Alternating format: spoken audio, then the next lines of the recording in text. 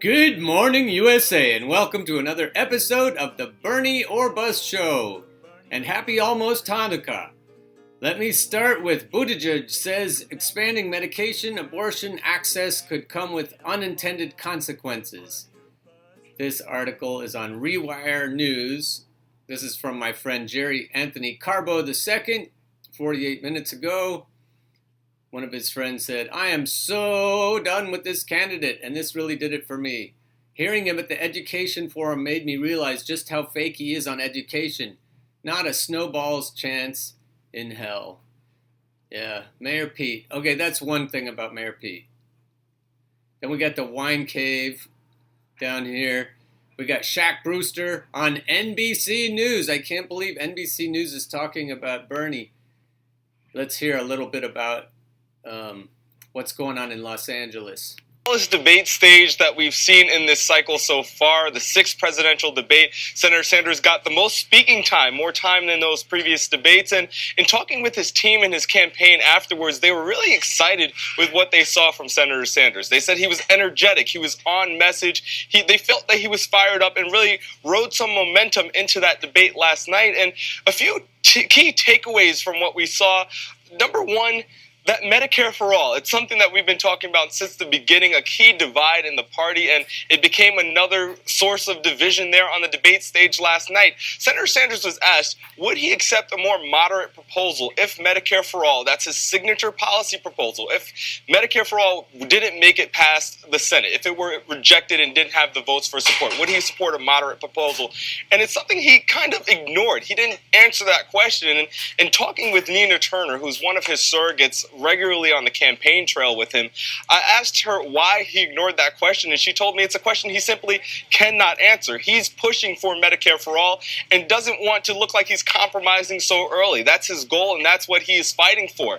Number two, we heard a lot about those wine caves. That's something that Mayor Pete Buttigieg, he was fundraising in California, and there's a picture of him and his campaign having a fundraiser in a wine cave, a very ornate, elaborate kind of setting, and that's something that other candidates brought up. But Senator Sanders, he had a moment where he counted how many millionaires and billionaires supported Vice President Biden. How many? Now, just a minute, Shaq. He didn't say millionaires. He said billionaires. That was an issue I took with the New York Times article that had 3 questions about Sanders. It was innocuous, and it said that the third point was that Sanders also is a millionaire. Okay, here's that New York Times article I was talking about. It's by Sydney Ember, who has taken a lot of cheap, smeary shots at Bernie over the years. And so she makes one okay point, 3 questions. He calls himself a democratic socialist. What does that mean? Second one, what is Sanders' plan for student loan debt? This is the one, number 3. He seems to really dislike millionaires. He doesn't say that. He says billionaires. But how much does he make? This is a Republican talking point. The only people I ever hear talking about this point are Republicans. According to 10 years of tax returns, Mr. Sanders and his wife reported income that topped $1 million. BFD. Proceeds from his books. So she says it's creating some political awkwardness for the senator. Bullshit. Anyway, Sydney, that's what I wanted to jump in here with. Now back to the show. Sanders has not said anything about millionaires. Let's go on. Who told Shaq, by the way, to say millionaires and billionaires instead of billionaires? Somebody told him. This is what the clip actually was. This is what he actually said. I am rather proud, maybe, I don't know, the only candidate up here doesn't have any billionaire contributions. But you know what I do have? Did he say millionaire and billionaire? We hold the world ransom for $1 million. He said billionaire. That's all he said. This NBC is just putting words in his mouth. It's just lying. He has not said millionaire. We have received more contributions from more individuals than any candidate in the history of the United States of America at this point in an election. averaging $18 apiece. Now, there's a real competition going on up here. My good friend Joe, and he is a good friend, he's received contributions from 44 billionaires. Pete, on the other hand, is trailing, Pete. You only got 39 billionaires contributing. So, Pete, we look forward to you. I know you're an energetic guy and a competitive guy to see if you can take on Joe on that issue. But what is not a laughing matter, my friends, this is why 3 people own more wealth than the bottom half. This is why Amazon and other major corporations pay 0 in federal taxes. We need to get money out of politics. We should run our campaigns on that basis. Thank you, Senator Sanders. Warren and Buttigieg spar over wine caves. Andrew Yang on the lack of candidates of color. Those are both interesting. You should watch those. But the point, people, is that he didn't say millionaires and billionaires. And so I think I may put in the information section, I may put another New York Times article by someone, and I can't remember her name right now, who's been beating up on Sanders, but in a sneaky way lately. And this is part of the overall, the moguls are telling the pundits what to say and the reporters what to say. They're saying, keep harping on Bernie because he sold a book or 2 and he made $1 million and he has a nice home, has more than one nice home. And so let's trash Bernie because he's a millionaire. Bernie hasn't been talking about millionaires. And so it's just rotten. Millionaires and billionaires supported Mayor Pete Buttigieg and said, hey, you have some work to do. You have some time to catch up. That's something that played really well online. His team was happy about that. It put a light spin on it. But the serious point he was making is this is a candidate who's really proud of the grassroots donations that he has. He has more of those single-dollar donations than any other candidate in the field. He averages about just under $20 from each donation that he receives. So he's very proud of that small dollar donation. And this was a point that he was trying to make, that he doesn't want to have candidates kind of having those settings and making those points to millionaires and the wealthy. He wants to spend his time with everyday Americans. I'll tell you one last thing. This is all under, we saw the debate happen all under this cloud of impeachment that we're seeing. Impeachment proceedings will be taking place in the trial, or they have. Impeachment is a shiny object. We don't care about it. Why are you still talking about it?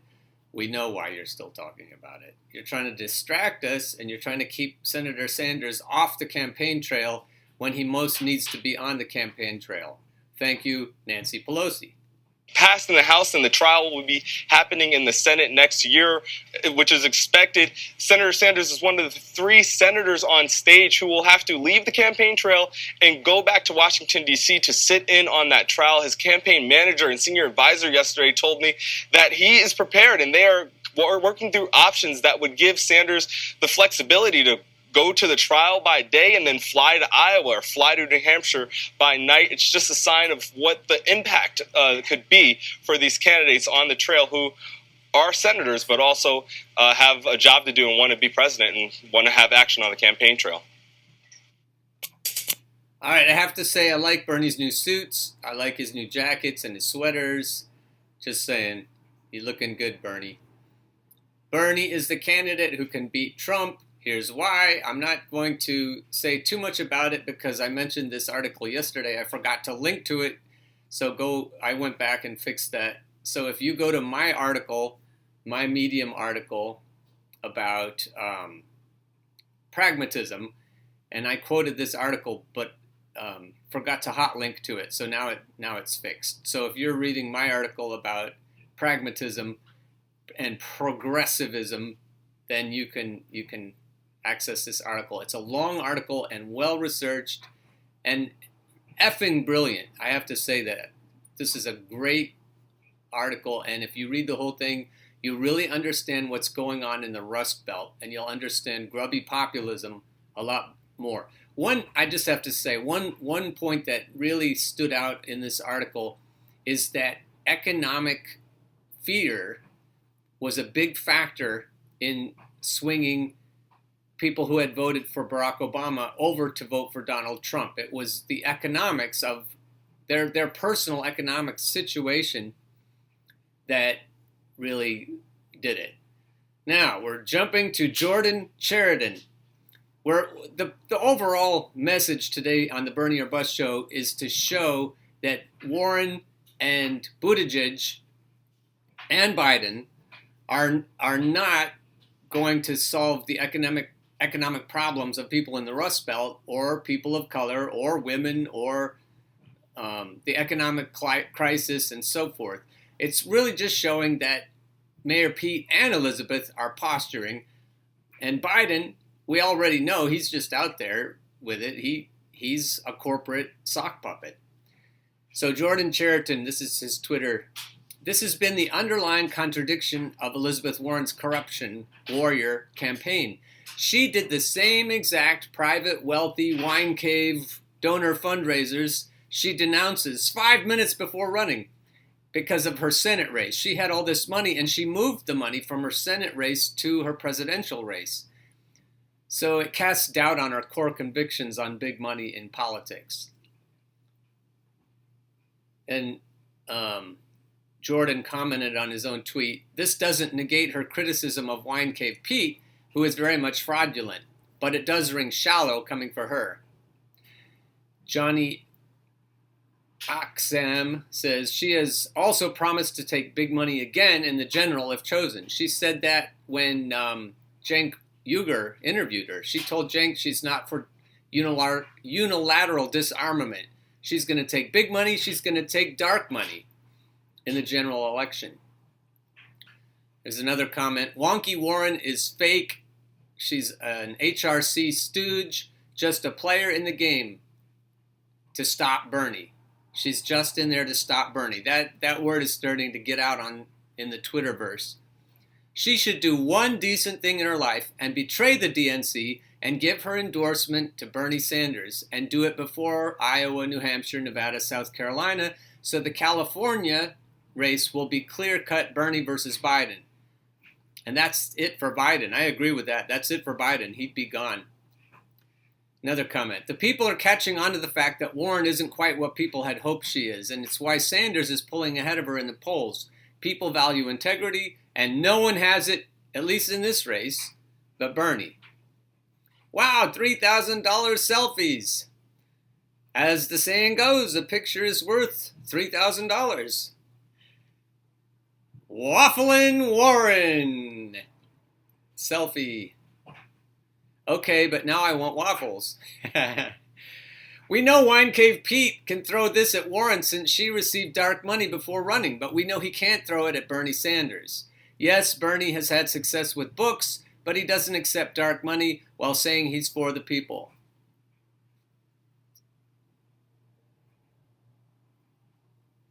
Melanie Davis. Warren needs to put her money where her mouth is. Return money her billionaires gave her. Reject big money. Prove to herself and to the rest of us that if she wanted to be on a Sanders ticket, she has what it takes and that she means it. I doubt she will, but it's on her to prove.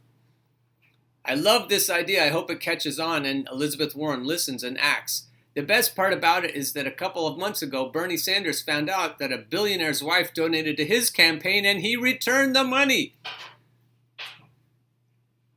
LOL. Anyone still fooled by Warren hasn't been paying attention. Did you hear that, Norm Solomon? I was talking to you a couple days ago. Anyone still fooled by Warren hasn't been paying attention. But I don't think you're fooled by her. I think you know exactly what she's doing. She's in this race to stop Bernie. She's an obedient Democrat, and the billionaires know it. And the so-called progressive pundits know it. Oh, I shared this article a long time ago. Elizabeth Warren's campaign turned to a big donor. I forgot what they were paying for, though. Elizabeth Warren's campaign turned to a big donor to pay for the DNC voter database, despite her fundraising pledge. That was back in July, but I covered that back in July. Wasn't she at Martha's Vineyard at some point in this time of year, or was that fake news? Either way, she's not exactly the one to issue the purity test, but appreciate the effort. Yeah, I'm glad she mentioned the wine cave. Oh, my bad. I wasn't aware Elizabeth Warren had any core values. She's like the T-1000 from Terminator Judgment Day. She can take on the characteristics of anyone in order to accomplish her mission, and obviously that mission is to hypothetically terminate Senator Sanders' campaign. Yeah, it's not even hypothetical. 2 mob bosses fighting over turf. Exactly, all of them do. But wait, Warren has a plan for the plan. Okay, I was waiting. I just was going to keep going until I found something that would speak for Elizabeth. People change and realize their mistakes. I'm willing to say E. Warren is capable of that. Oh, brother. What about Hillary? Is Hillary capable of that? Yeah. All right, so this thread goes on, but it's Jordan Sheridan if you want to check it out. Now here, I've gotten to the point in the show. I'm going to do this every day now. I'm gonna say happy birthday to anybody who wants me to. I might even say it to a few people who don't want me to, but only if I know them well. Some of my Vote Blue no matter who friends, but otherwise, this is for the true burners. If you want me to say happy birthday to you, please leave a comment either under the video, any video that I make, or on my Facebook. Just if you're a friend of mine on Facebook, I'll typically say happy birthday to you. And today I said happy birthday. This is what I put on my Facebook friends' walls today. Happy birthday from Bernie or Bust Television. Please leave a comment if you would like us to wish you a happy birthday on the show. I'm going to definitely pick that up as a New Year's resolution, so give me a shout out, and I'll give you one back. Okay, that's about it for today. I've got lots of detailed analysis about the Rust Belt, about the Obama to Trump voters, but that's pretty wonky, and I'll probably tackle that a different day. But there's some foreshadowing for you. Today, the big idea is Elizabeth and Pete are frauds, and Biden is a corporate sock puppet, and only Bernie can beat Trump. So there you have it, in a nutshell. Happy Hanukkah, happy holidays, happy Kwanzaa, happy everything, happy life, happy New Year almost. Hope to see you tomorrow. Keep on burning! Get on board the Bernie bus train. Come get on board the Bernie bus train. Once you hear that clickety-clack, there ain't no time for turning back.